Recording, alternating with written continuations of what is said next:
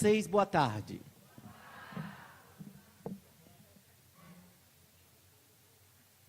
A frase que encimava o templo de Apolo em Delfos e que fascinou completamente a Sócrates, permanece sendo um grande desafio na nossa busca de compreensão da vida.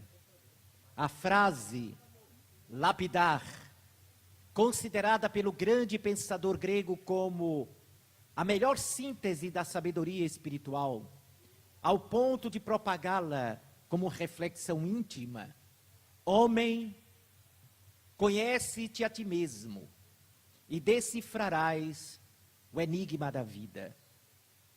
Nós não podemos compreender a vida, portanto, sob esta linha de raciocínio, se não nos debruçarmos para entender a nossa natureza.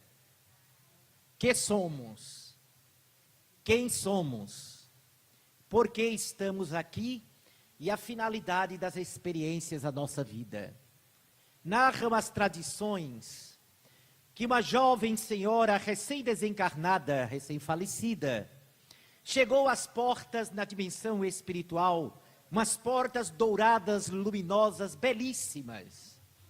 E esta jovem senhora, perplexa diante da beleza e do colossal portão, verificando que ele estava fechado de uma maneira selada, ela teve a impressão, teve a intuição, que se ela conseguisse abrir aquele portão, ela estaria adentrando-se no paraíso.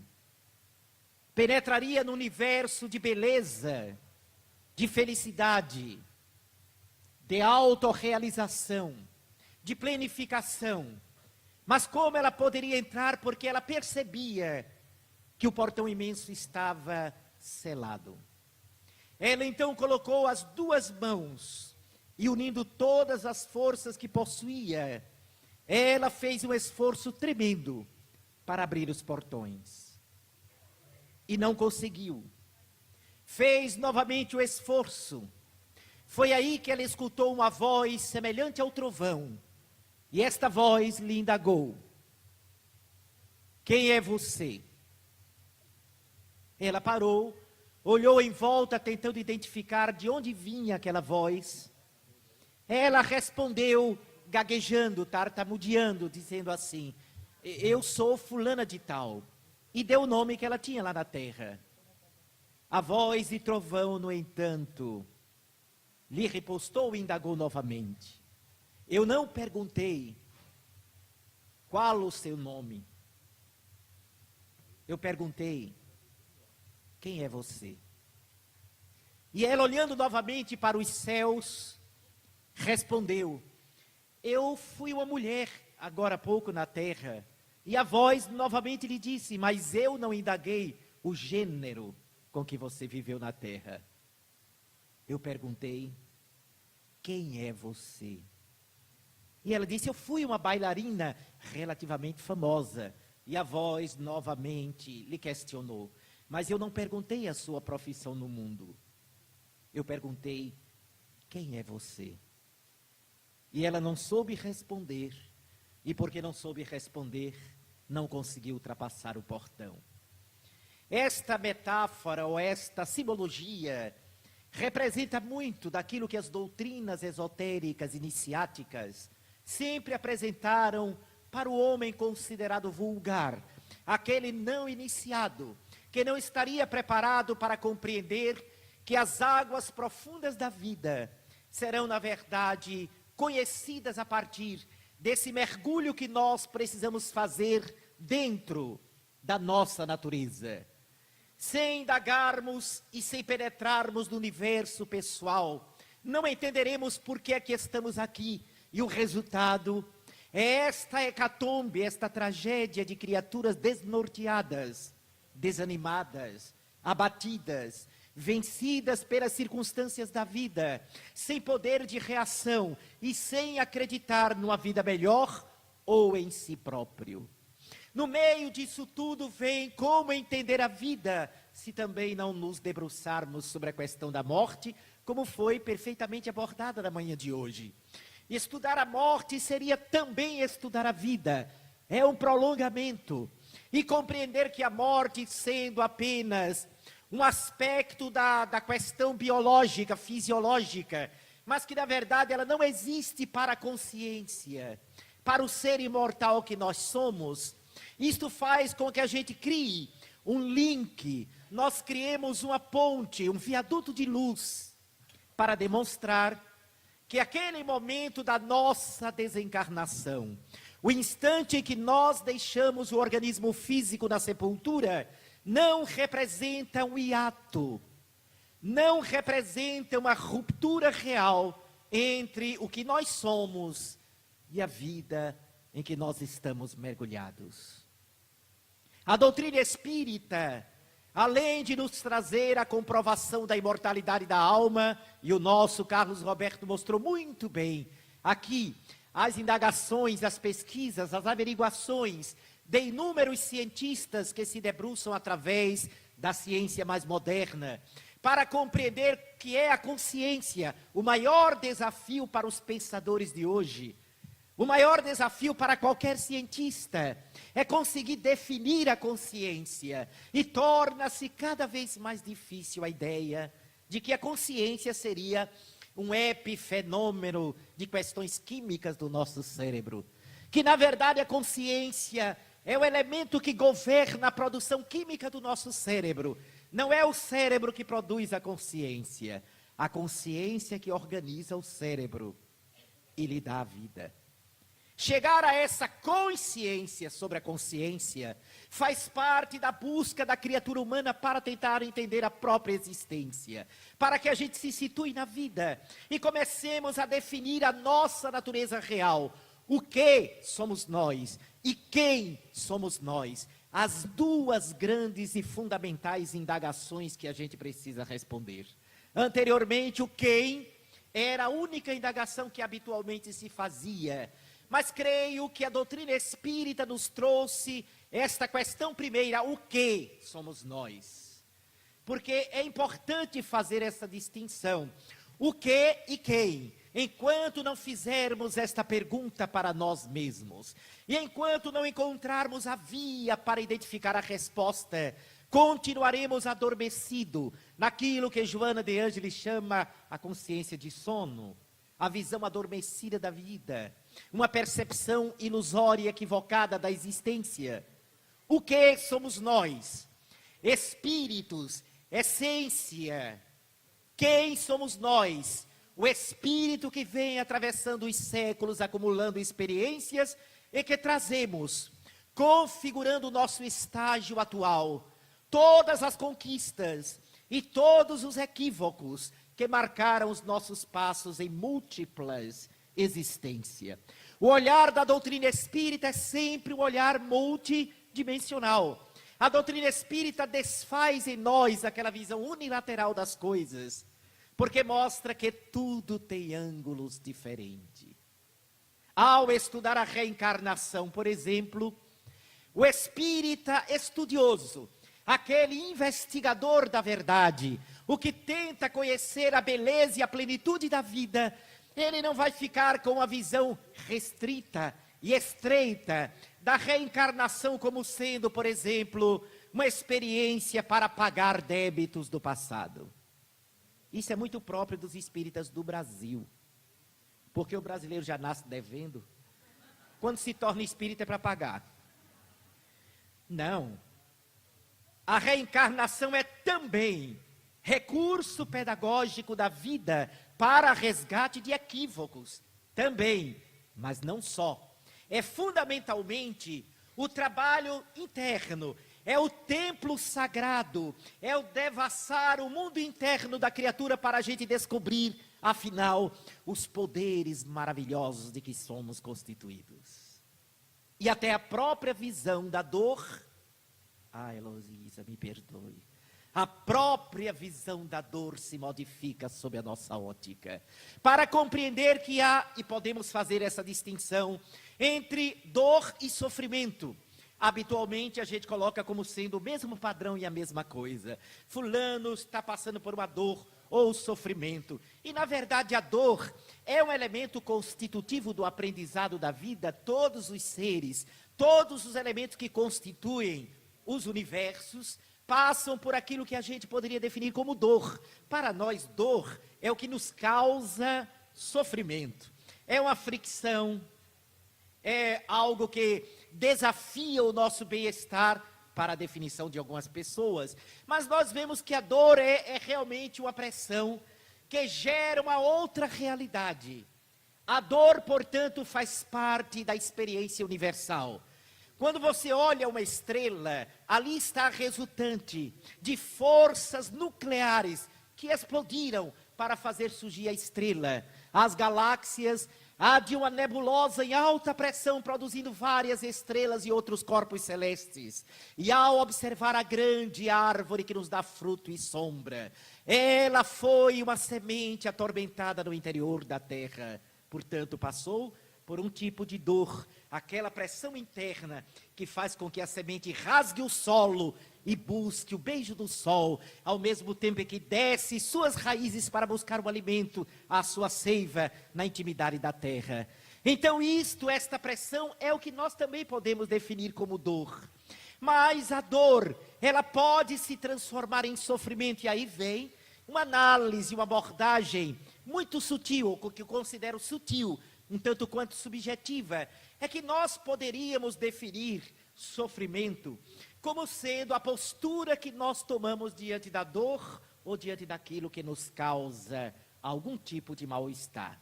Vamos dar um exemplo que todos nós conhecemos, a perda de um ente querido. A gente sente saudade. Esse mito de que, olha, espírita não chora quando morre o pai e a mãe, é mito. Não é proibido o espírita chorar. Porque quando você ama, você tem saudade. Isto é normal. É naturalíssimo. Por exemplo, tem pessoas aqui que eu conheço há muito tempo. E que dizem, Fred, eu te amo. Quando chegar a notícia aqui que eu desencarnei, se essa pessoa não chorar, eu venho pegar no pé. Como é que chora e não vai sentir falta? Não vai sentir, não é possível. A abertura do Congresso, nem na abertura do Congresso, tem que chorar. É natural, gente. Você viaja, e a pessoa, ninguém para sentir saudades de você. Ah, eu passei um mês na Europa, e foi. Nem deram pela falta da pessoa. Não, gostou, sente saudade. Então, quando o ente querido desencarna, e até hoje eu sinto saudade dos meus pais, que desencarnaram da década de 80, e olha que até já os vi espiritualmente, já me causaram surpresas encantadoras, né? Dentre elas a prova de que o mundo espiritual é realmente uma continuidade daqui, principalmente o mundo espiritual que cerca o Brasil. Porque eu estava fazendo uma palestra da Federação Espírita Pernambucana certa feita, isso há 3 anos atrás, e eu fazendo a palestra empolgado, na metade da palestra, já fazia mais de 40 minutos que eu estava falando, e observo, passando pela parede, meu pai e minha mãe, entraram sorrindo. Eu fiquei tão empolgado que eu disse que acabou de chegar meu pai e minha mãe desencarnados. Todo mundo riu. Mas eu disse assim, gente, me desculpe, realmente eu não percebi, foi no piloto automático que eu falei isso, mas eu constatei um fato, também no mundo espiritual se chega atrasado. Porque eu já estava mais da metade da palestra, quando eles chegaram. Então, nós verificamos e paramos para pensar que a perda de um ente querido é uma forma de dor. A dor de não estar, durante um tempo, com a presença física daquela criatura. E é óbvio que quem não tem vidência vai sentir muito essa falta. Por mais que esse ente querido nos visite fora do corpo, não é a mesma coisa de você todo dia tomar o café da manhã, brigar com a pessoa, reclamar, né? Ter aqueles momentos de acerto, aquela coisa toda. Então isso é a dor natural da saudade. Agora, quando é que esta perda vira sofrimento? É quando eu digo assim, mas por que minha mãe tinha que morrer? Por que minha mãe? Eu não aceito isso. A revolta, a mágoa contra a vida e contra Deus, a rejeição ao fato, a rebeldia perante o ciclo natural da vida, aí a dor vira sofrimento. É a nossa atitude diante daquilo que faz parte do acúmulo de vivência e de experiência para todos nós. Chorar de saudade, derramar uma lágrima diante da sepultura aberta de um ente querido, do filho, da esposa, do marido, do pai, da mãe, perfeitamente compreensível, faz parte da nossa ternura. Agora, gritar desesperado, passar noites e noites, meses e anos, revoltado ou abatido, pensando em tirar a própria vida porque não aceita a separação temporária, transitória do ente querido, é um processo de autoagressão e, consequentemente, podendo provocar, ao invés de crescimento, desnorteamento da nossa vida. Este olhar sobre a dor que experimentamos, multidimensional, passa exatamente por compreender a função dela, a função da experiência. Quando a alma não atravessa desafios, problemas, a alma não cresce, não desenvolve. Nós desenvolvemos a inteligência quando enfrentamos desafios para que esta inteligência possa resolvê-los. A mesma coisa é de ordem moral. Quando a alma tem tudo nas suas mãos e nada tem que fazer de esforço para conquistar os seus valores ou seu mérito, esta alma, este ser, este indivíduo nesta encarnação não consegue tirar proveito daquilo que a experiência nos traz. Livro dos Espíritos nos diz que as reencarnações mais produtivas são as cheias de desafios. E as reencarnações, obviamente, menos produtiva, é aquela em que a pessoa, desde pequenino até se formar, constitui família, tudo lhe foi dado. Porque o pai tinha condição, a mãe tinha condição, pagou os melhores estudos, fez a melhor coisa, pagou a melhor faculdade, ele se formou, montou o seu consultório, montou não sei o quê, montou aquilo outro, comprou um apartamento, comprou uma casa para ele ter férias, para se descansar, comprou o melhor carro do ano, e ele não fez nada. E quando aparece a dificuldade da vida, ele não se preparou para os desafios. Quando o pai parte, a mãe, o protetor, o amigo, a criatura fica completamente desnorteada, porque não sabe resolver as suas dificuldades, não forjou o seu caráter na superação dos problemas. Os pais, pai e mãe, que superprotegem, por exemplo, os filhos, não sabem o grande mal que provocam, porque estão interferindo nas conquistas, no enrijecimento do caráter, no aperfeiçoamento do próprio ser. Às vezes a gente escuta pessoas que amam muito, até entendemos que é por um sentimento até belo, embora desnorteado, quando diz assim: se eu pudesse, minha filha não sofreria, meu filho não sofreria. Ah, se nós tivéssemos um pouco mais de sabedoria, teríamos mais cuidado nessa frase. Porque nossos filhos, vou cair no clichê de Khalil Gibran, não são nossos filhos, estão nossos filhos. São como eu, espíritos num processo de aprendizado. Como eles terão suas experiências se eu quero viver as experiências por ele? Às vezes a menina acabou o namoro ou noivado, a mãe sofre mais do que ela, coitada. Parece que quem ia casar com o genro era ela. Dá até para sentir ciúme. Porque fica, e a menina: mamãe, já estou reagindo. Ah, meu filho, porque eu não queria tanto. Meu Deus, era um homem tão bom. Era um menino, eu adorava aquele rapaz. Mas por quê, minha filha? Mãe, não deu. Mas por quê? E fica, chora, chora. A gente quer viver a vida dos filhos, demonstrando que ainda mal compreendemos viver a nossa, queremos viver a dos outros. Mal soubemos guiar a própria existência e queremos experienciar pelos outros. Não há como, porque a natureza vai provar. Aí a gente vai sofrer quanto pais. A natureza vai provar que não podemos. E não podemos não é por maldade divina, não. É em função do próprio objetivo da reencarnação, do próprio objetivo da vida. Os nossos filhos terão as suas dores, terão as suas experiências malogradas, passarão por momentos daquela depressão afetiva. Uma vez eu fiz uma palestra, o tema era sobre exatamente isso, pais e filhos, e eu mostrava exatamente, puxa gente, mas é tão triste ver meu filho ou minha filha com dor de cotovelo, para baixo, porque acabou o relacionamento. Mas, gente, cá para nós. Cá para nós. Quem não sentiu, sem nenhum masoquismo, quem não sentiu uma dorzinha do cotovelo não sabe que coisa interessante que é. Prepara a gente para os grandes sentimentos. É tão bom. Lembra que eu falei ontem aqui? A gente passa num lugar, ouve aquela música que só ouvia com aquela pessoa. 3 anos que não tocava aquela música. Quando a gente acaba o namoro, toca. Você liga o rádio, flashback, pronto. Não é verdade? Aí vai, quando pede uma sobremesa, veio a torta alemã que fulano gostava tanto. Tudo lembra o miserável, o ex-namorado. Mas veja como isso é interessante. Quem já não viveu uma experiência dessa? Dói, leva ao fundo do poço. A pessoa chora, quer se atirar de cima de um pé de coentro, mas está lá. Quando passa e se apaixona novamente, faz charminho. Eu não quero sofrer de novo. Doido para se apaixonar novamente. É normal.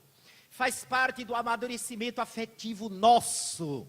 Faz parte desse aprofundar da sensibilidade nossa para compreender o que é amar. E aí nós dizemos, mas a vida é sofrimento. Não concordo. A vida é sofrimento até no amor. Eu não quero mais gostar de ninguém porque eu não quero sofrer. E sofre exatamente porque não ama. Não é o amor a causa daquele tipo de dor que a gente sente. É como a gente ama que pode provocar esse tipo de sentimento ou esse tipo de sensação. Não é o elemento fundamental do universo, o amor, que é responsável pelo nosso sofrimento, não. O sofrimento é resultante da maneira como a gente procede em relação ao sentimento. Como a gente vê a outra pessoa, como a gente percebe a outra pessoa da nossa vida, como ela compõe a nossa experiência. Ela é um apêndice nosso, é uma projeção nossa. Quase sempre acontece com os filhos, quando acreditamos que filho é uma espécie de apêndice. O filho está casando, parece que levaram um pedaço de mim. Aí olha para a nora. Levaram um pedaço de mim, pronto. Está sinalizando a história tão conhecida da humanidade. Está lá na Bíblia. Pedro levou Jesus em Cafarnaum para curar a sogra, demonstrando que ele tinha se tornado cristão. Então, vem aquele sentimento da posse do outro, é a percepção de que o filho nos pertence, ele é meu. Então, tudo aquilo que gira em torno do seu universo está dentro daquilo que o nosso psiquismo desenvolveu. Mas é um fenômeno natural no estágio da Terra. Por quê? Porque o filho estava mergulhado no ventre materno, numa ligação não apenas umbilical, mas de natureza psíquico-magnética. Então, é muito comum isso acontecer. Quando nasce a criança, vem o cortar o cordão umbilical físico, mas muitas vezes o cordão umbilical psíquico e magnético não é cortado. Permanece durante longos anos, às vezes sufocando a vítima ou o filho. Então, nessas conquistas maravilhosas da experiência que a gente vai tendo, nós vamos compreendendo que a dor tem um objetivo sagrado e nobre, repito, sem qualquer onda de masoquismo. Porque a doutrina espírita canta a alegria de viver. O fato de você ter a alegria de viver não significa que não considere a dor como sendo um instrumento importante da trajetória da alma. Quem de nós pode dizer que não vai passá-la? Temos que passar. É uma questão de experiência. Agora, nós poderemos aliviar a nossa trajetória e até dispensar certos fenômenos que consideramos dolorosos, de acordo com o nosso livre-arbítrio. É a nossa liberdade de escolha que pode produzir na gente uma resposta em que nós contornamos dificuldades. Existem, dizem os espíritos, sofrimentos desnecessários que nós atraímos para nós. Nem tudo que a gente passa na vida tem a ver com reencarnação. Ai, meu Deus, eu acho que eu prejudiquei tanta gente, porque olha, essa minha enxaqueca. Agora me diga uma coisa. Olhem para mim francamente. Tirem o óculos escuro e olhem para mim francamente. Quem já não teve ou tem uma enxaqueca nos dias de hoje? Com exceção da nossa irmã ali, que nunca teve, ela só teve esporão, artrite, artrose, artrite reumatoide. Todos, quase todos apresentam em algum momento crise de cefaleia, que é resultante do gênero de vida que levamos. É resultante do campo emocional nosso, do estresse em que vivemos, dessa perspectiva enlouquecida que nós temos perante a vida. Então aparecem as cefaleias múltiplas de variadas origens, mas o seu foco está no espírito, na alma, na desarmonia interior. Não é porque a gente cortou a cabeça de muita gente no passado, não. Quantos Robespierre teve na Terra? Que todo espírita que sente enxaqueca diz assim, eu acho que na Revolução Francesa era eu que degolava, eu era o carrasco. Pelo amor de Deus, quantos Robespierre existiram lá? Claro que não é. Numa população de mais de 7 bilhões de almas na Terra, cefaleia é água. Habitualmente é água. E a gente não sabe onde está o nascedouro disso. Pode ser um problema de visão, pode ser um problema de coluna, pode ser um problema eminentemente emocional, pode ser um problema obsessivo também. Existe variada gênese para os problemas que a gente enfrenta. Agora, com certeza, muitos problemas nós poderíamos evitar conforme a postura que a gente adota perante a vida. O que é que leva uma pessoa com 90 anos de idade quase não adoecer e ainda viajar o mundo inteiro, pregando, realizando bem, orientando vidas?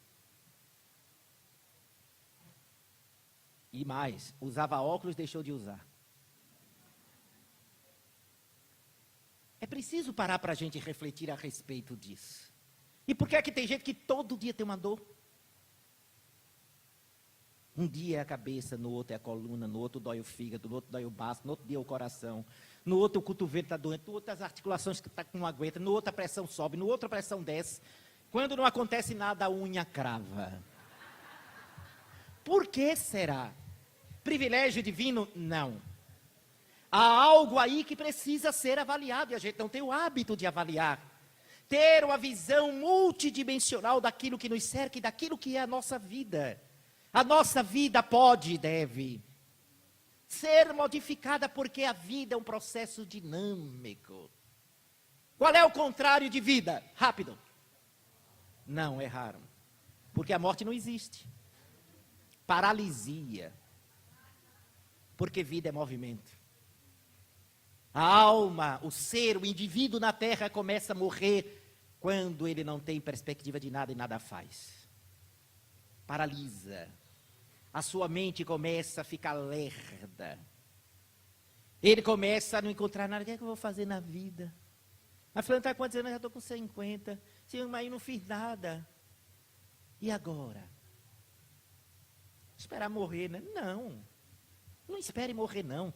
Vai em frente, sempre é tempo de refazer. Dê a dinâmica à própria vida. Jesus falou disto.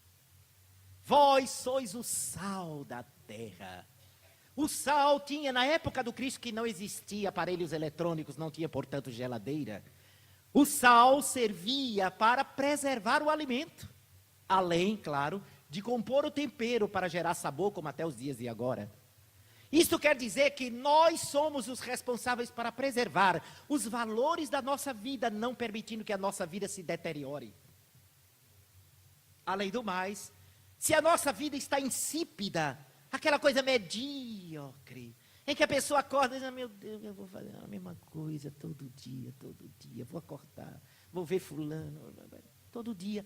Aí começa com, aí vai para o médico, tem que ir para um psicólogo, tem que ir, sim, se tiver um psicólogo aqui, desculpe, mas não é contra não.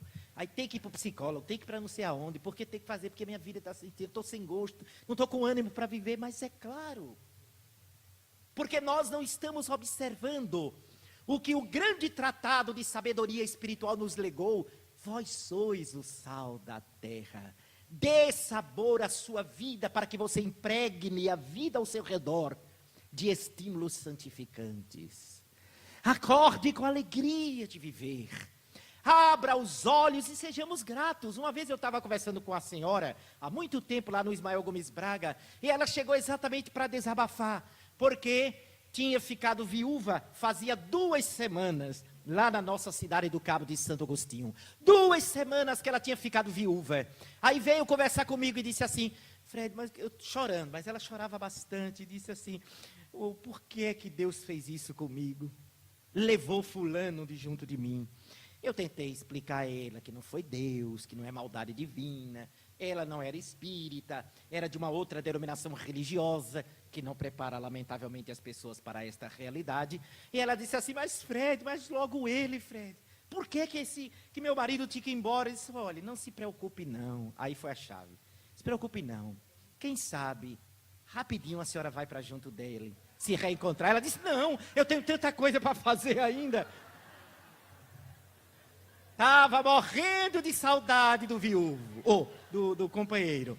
E agora quando eu disse, mas quem sabe a senhora vai se encontrar com ele dentro em breve, pouco tempo. Ela disse, não, pouco tempo não, eu tenho tanta coisa, tenho que criar meus netos, não sei o quê. Esqueceu logo o amor da vida dela, porque não queria ir.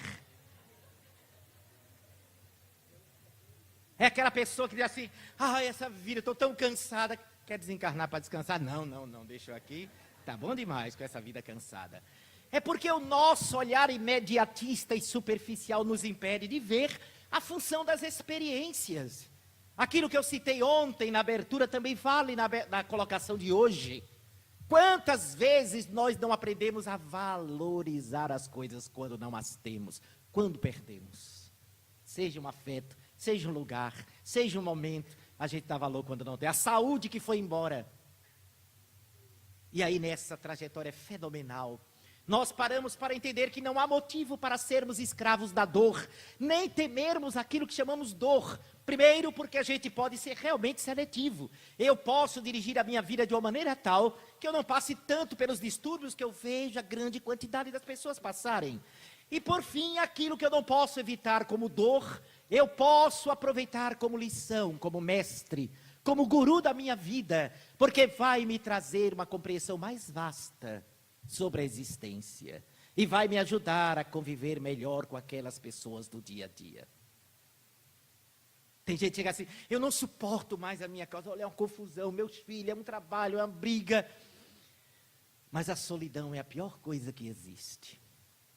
A gente precisa do outro até para ter raiva. Não tenham dúvida disso.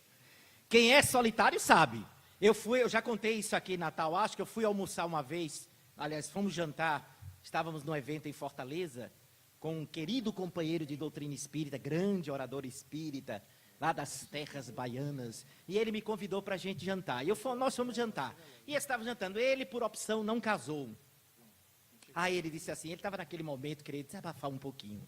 A gente conversando, muito bem, num clima gostoso de vibração, ele disse assim, Fred, olha, tudo bem, foi uma opção para que eu me dedicasse à causa, mas às vezes pesa estar sozinho. Por exemplo, vai terminar esse evento aqui, disse ele. Eu vou pegar o avião, vou chegar lá em Salvador, ninguém me esperando. Nem a Polícia Federal, porque eu não fiz nada errado. Vou chegar em casa, lá no meu quartinho, lá no meu escritório. Vou abrir a despensa, pegar um miojo, pegar uma bebida láctea. E ninguém para perguntar como é que foi. Já? Isso é uma dor. Obrigado. Então, esse sentimento, e ele dizia, é tão bom ter com quem dividir nossas expectativas. Ou trocar ideias sobre algo que aconteceu, ou sobre os nossos planos de vida. Que maravilha, né? Tão bom você chegar em casa, mas vai encontrar aquela pessoa que dá trabalho. Porque quando aquela pessoa desencarna, ou vai morar longe, ele, rapaz, que saudade fulano, eu nunca pensei que gostasse tanto daquele miserável. E gosta, descobre que gosta. Porque o outro faz parte de uma carga de vivência importante para a nossa trajetória. É ali que o amor se forja. O amor nasce e brota também daquilo que nós chamamos dor, ou daquele momento que nos causa dissabor. É um aprendizado que abre, dilata o coração, expande a alma, expande a consciência, dilata os horizontes, e nós não nos deixaremos abater por aqueles momentos complexos e difíceis. E quando porventura estivermos a ponto de cair no sofrimento, revermos a posição. Eu não posso me entregar ao sofrimento. Eu não posso converter a minha vida no sofrimento. Eu posso sim olhar para as coisas e aprender a sorrir, ainda que algo tenha me atingido de uma forma que causou mal-estar. Acordar e viver, olhar o sol que brilha, ser grato. Porque ser grato é próprio da alma que está se elevando. Quanto mais o espírito se ilumina, maior a sua cota de gratidão no coração. Saber ser grato é próprio do espírito sensível, que compreende a importância das pessoas na sua existência, dos fatos, dos lugares, dos acontecimentos. Ser gratos àquilo que nos chegou, seja aquilo que nos causou dissabor para compreendermos a vida melhor, mas sobretudo aqueles que nos ampararam, que nos socorreram, que deram a fagulha do seu sorriso quando nós estávamos tristes, e aqueles que souberam enxugar as nossas lágrimas apenas com o seu silêncio, os que nos ouviram quando precisávamos falar, os que estenderam as mãos quando o mundo havia nos faltado, ou aquele que a gente sabia, ainda que não tivéssemos recorrido a ele, que ele estava ali e que a gente poderia contar com aquela criatura. Ser grato pela natureza em festa, que embeleza a nossa vida e diz que a terra, apesar de ser um mundo de expiação e provas ainda, é um reino encantado de Deus. É o fascinante mundo, a beleza do nosso planeta azul, que tudo funciona em harmonia, só o ser humano ainda não é harmônico. Tudo perfeito no seu funcionamento. Então ser grato sobretudo a Deus, porque nos deu a imortalidade, porque nos preencheu a vida com a oportunidade, porque nos fez olhar a nossa existência agora como tesouro. Eu não posso, não devo e nem vou me depreciar. A minha vida é rica e é tão bela. Eu posso tornar outras vidas melhores, ser instrumento de inspiração para outros. Para isto eu preciso tornar a minha vida inspiradora. Eu devo acreditar no que sou capaz de realizar, conquistando o conhecimento, o tesouro de quem sabe, mas sobretudo buscando a vivência, a viver a nossa vida, sem culpa, sem condenações, mas com responsabilidade e aprendizado. Aprender conosco mesmo, com o nosso tombo, com a nossa queda. Ter a coragem de abrir os olhos, levantar e dizer: eu vou vencer a mim mesmo, porque não é ao outro que eu tenho que vencer. Eu preciso conquistar os continentes da alma que carrego em mim. É assim que entenderemos que a nossa vida, ela é suprema, e ela é linda, é bela, e é poética, eterna, mesmo no meio dos relâmpagos e trovões. A nossa vida é um encanto de Deus para embelezar o universo. Muito obrigado por não dormir. Muita paz.